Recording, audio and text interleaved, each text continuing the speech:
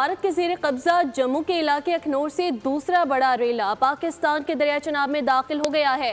दरिया चनाब में हेड मराला पर इंतहाई ऊंचे दर्जे का सैलाब है, जिसके बाद चनाब पुल को हर किस्म की ट्रैफिक के लिए बंद कर दिया गया है। आपको आगाह करें हैं, दरिया चनाब में हेड मराला के मकाम पर सैलाबी सूरत हाल पर इंतजामिया हाई अलर्ट है। पाकिस्तानी हुकाम का कहना है भारत की जानिब से छोड़ा गया सैलाबी रेला हेड खानकी की तरफ बढ़ रहा है, जबकि सैलाब के पेश नज़र मुतादिद देहात खाली करा लिए गए हैं।